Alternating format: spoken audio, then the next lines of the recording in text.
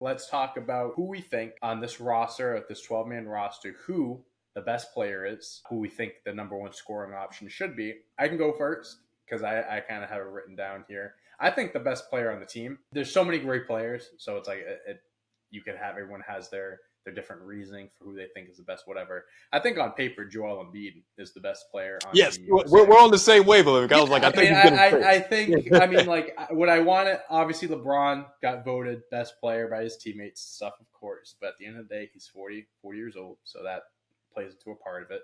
Kevin Durant, I think, has a great argument as well. All time leading scorer for Olympic basketball for Team USA.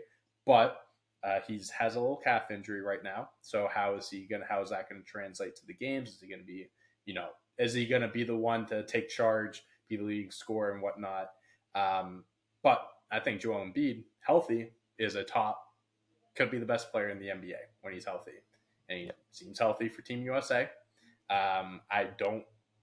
I think he's going to steamroll everyone that's going to be put in front of him. There might be a few guys like Nikola Jokic, some other NBA big foreigners that, he'll have good matchups with. But I think Joel Embiid, I think he'll still give someone Jokic he'll give him the work.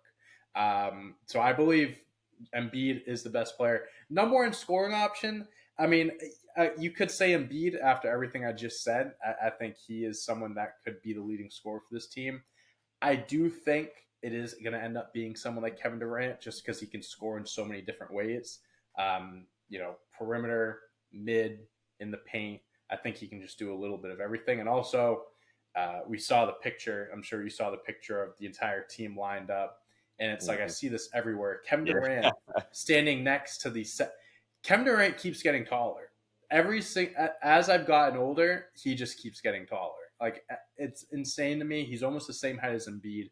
I'm gonna say Kevin Durant's gonna be the number one scoring option, but it's not like he's gonna go in there and try to put up his normal averages. The numbers are brought down a lot. They're watered down, so it could be a few guys putting up the same numbers in that case. Again, I would second your motion of the best player on the team being Joel Embiid. I think that's the guy. That's the premier player in the league. He's a former MVP, the most recent one, might we add, on that Team USA roster. Yep. So I think it goes without saying, like, in terms of who's the most dominant and who's the best, I'm going to give it to Joel. I'm going to give it to the big fella.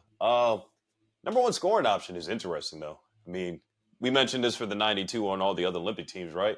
It's a bunch of number one scoring options being put onto one cohesive roster. But I think I'm going to give it to Steph. I think KD, really just for the sake of being different. Steve Kerr's the head coach, so Steve Kerr knows how to use both KD and Steph.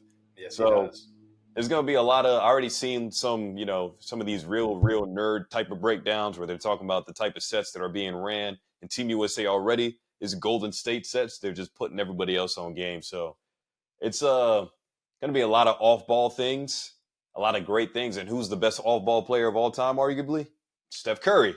Plus, you have one of probably, if not the best passer in NBA history, and LeBron James, who's probably really going to be playing more on the ball than anyway, and let Steph kind of just do his thing. Like, this is going to be so fun to watch. It will be fun to watch. With those two, because LeBron is probably the best passer in the NBA today with the best off ball. Oh my God, this is going to be great. Get me excited, man.